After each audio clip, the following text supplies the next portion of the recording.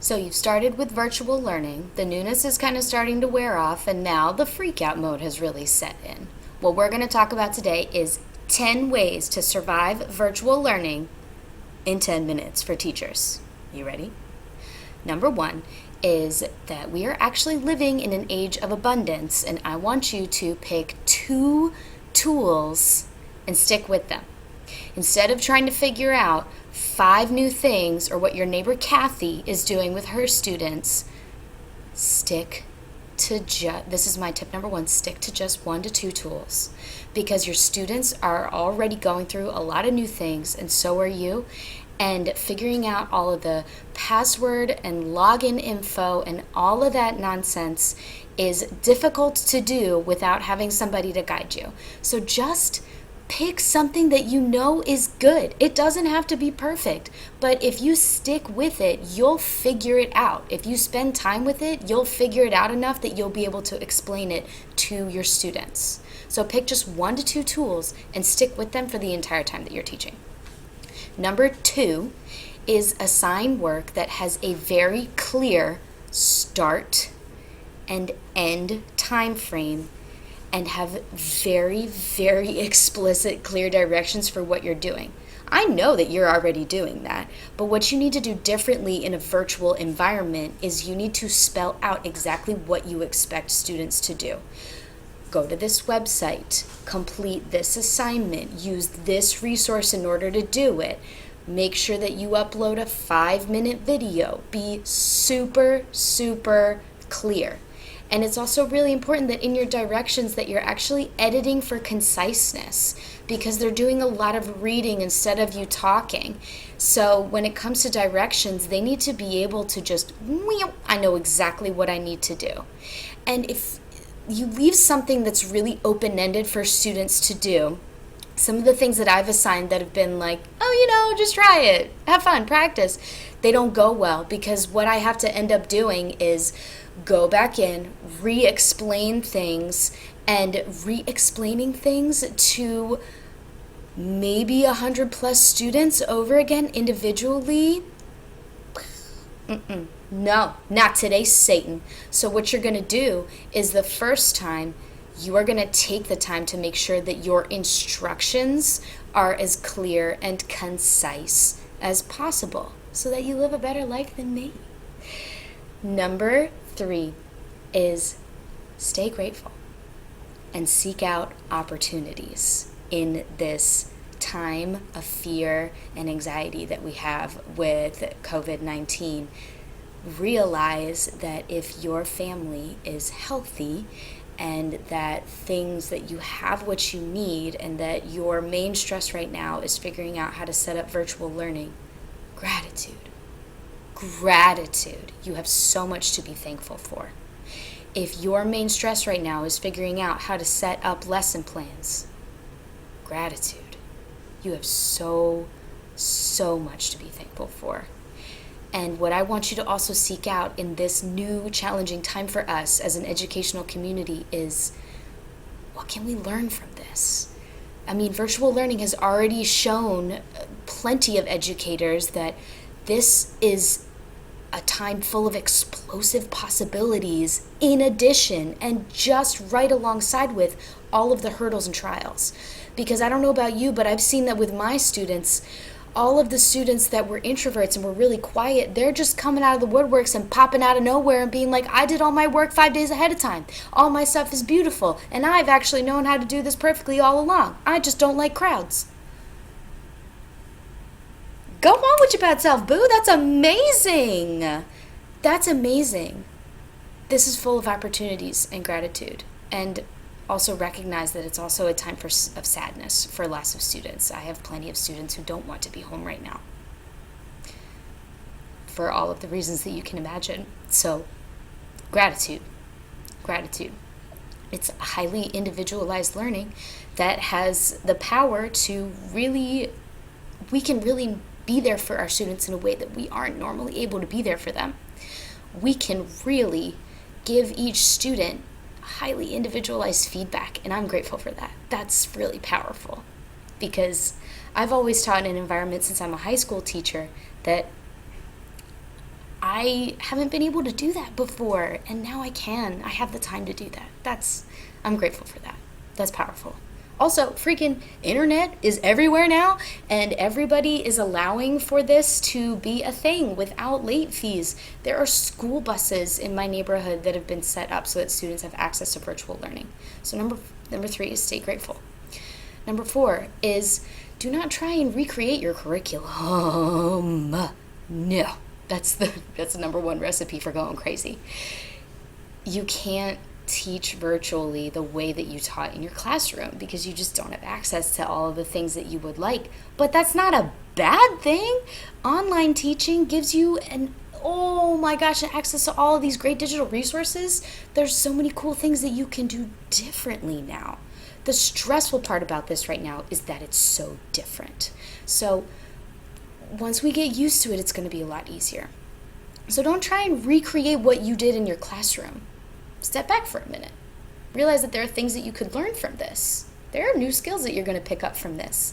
And be patient with yourself. If you're somebody who's been in the game for a while and you are very proud of all your experience and learning how to do digital resources and teaching online is very difficult for you, then go easy on yourself. Why on earth are you trying to recreate exactly what you did in the classroom? It's not going to work. Digital teaching requires digital resources and digital skill sets. So what you need to do is go back to step 1 and just pick 1 or 2 tools to really get good at and figure out how to use it. Google's going to be your best friend. And the educational community has all come out with all kinds of things to help you get set up. So you will be taken care of. What I'm personally using is I'm using Flipgrid, which is a video sharing platform, and I'm using Google Classroom. And I'm using Zoom to individually talk to students via video if I need to, and Remind 101 to communicate with students. But in terms of curriculum, I am using a lot of the free materials that lots of websites have been putting out in light of the crisis that we have going on right now, and I'm not trying to recreate all of the things that I had planned up for March. No. I am doing things differently. I have let go of what I was originally going to do, and I am using some of the pre-made resources as well as a combination of some of my own things to give me time to get adjusted and to give my students time to get adjusted too, so they get used to all their new platforms. Number 5, to grade or not to grade. This is everybody's favorite topic right now. Every district is different on what their expectations are, and I would personally say that my personal stance on this, take it or leave it, but I'm going to put my little stake in the ground and say that you should still be holding your students to high standards because that's what they're used to in your classroom. And so the more different that you make your virtual classroom, the weirder this is going to seem for them. You know what I mean? Think about how important your routine is for you to be successful. So if you're telling your students, just complete your assignments when you can. Just get it to me when you can. That's very understanding, but at the same time, is it serving them? Because I think that your under 18 students will do better when you give them specific deadlines so that they can figure out what they need to prioritize and when. Now, do you need to be a psycho like me and assign 6 things for one day because you weren't sure how long they were going to take on your first day of virtual classroom learning? No, I would not suggest that. What I did was after that day, after students only completed 2 or 3 things, is I went back in and I changed all the due dates and I made a little classroom adjustment. Hey, I'm learning along with you. And we went from there. But I'm going to start putting in zeros, marking work late, and just continuing business as usual as possible because I think that routines and expectations are going to help keep everybody's sanity. Now, of course, I have students who are not going to be able to be in that same boat. They got their own thing going on and I have an individualized plan for them, just as you should. I would also say that for my next tip, which is number 6, is to be careful about the time and length of your assignments. I obviously learned that early, so we don't need to spend time on that. But you're going to learn as you go through the process, and your kids will be patient with you. Don't worry, just as long as you're equally patient with them. It's going to take us a little bit of time, if you're not used to virtual learning, to figure out how long it takes everybody to do things. And so don't be assigning too much work on one day, and do not try and fill up 8 hours of a school day for your students. That's not a thing anymore. It's not a thing, because your students are doing other things. I don't know about y'all, but plenty of my students are taking on extra shifts at work. They're watching their siblings that aren't at school, and they're helping out their parents who are going through a lot of hardships too. So don't even assume that your kids are sitting around all day long. They're definitely not. Number 7 is hope. But be prepared. I would get out of the mindset now that this is temporary. I'm going to call it, and I think that this is going to be the long term for us in the U.S. I think that we're probably going to be here until summer, and we'll maybe go back for a little bit. But the sooner that we start getting into routines and treating this like this is the new norm, the better everybody's going to adjust. My next tip for you is your routine. Make sure that with your routine that you are trying to keep to at least something that is scheduled. Because if you treat every day like it's pajama day, and you do things at different times, and you are working out all over the house and doing all kinds of different things, it's really going to be hard for your brain to figure out and adjust. This is not really so much about getting your work done. It's honestly about your mental well-being. Having a routine is going to organize your thoughts, preserve your productivity, and also preserve a little bit of your sanity. Keeping a routine is going to help get you adjusted to this new situation and new environment that we're in. And number 9 is specifically related to productivity, actually. Oh, I can totally count. I'm so good at this. Batch similar tasks for what you're doing in virtual learning so that you can make the most out of your time. Because your schedule is probably shifting around a lot, right? You've got maybe kids at home. You've got probably a lot more people in your house than you're used to. You're working at a different space. So I strongly suggest that when you have quiet moments, like when the baby's down for a nap, do the creative work of your lesson planning and do all of it in as much of a batch as you can, so that you can carry around the computer with you while you need to run around with them and make sure they don't put stuff in their mouth, because you just don't know what's going to happen with your schedule, right? Now that everybody's at home and we're all in close spaces together, we need to be prepared for that. So in moments of calm, when you can preserve that routine, do the work that you know is going to require the most strain on your brain. Because what my day is starting to look like is that I'm spending a few hours getting things together and ready, and I've batched out most of my lesson planning already. And what I'm doing for most of the day is I'm interacting with students. I'm answering emails, and I'm answering reminds, and I'm in Google Classroom answering comments, and I'm leaving comments on their assignments. So it's just carrying the computer around with me, chasing my child, and answering people as I get to it. And that's what my new workday looks like.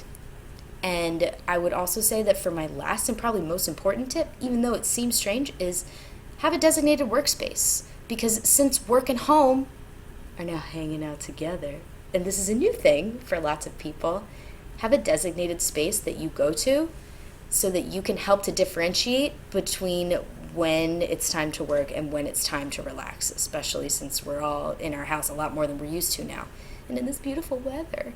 So I have one chair that I go to and I work at, and I have one little corner of a table that I go to and work at, and then a whole setup of where I keep my supplies.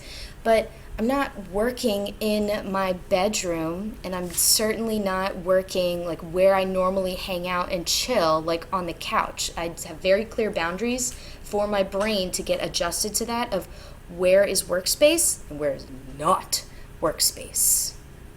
So those are my 10 tips for you in a little bit over 10 minutes, and I hope that they're really useful to you.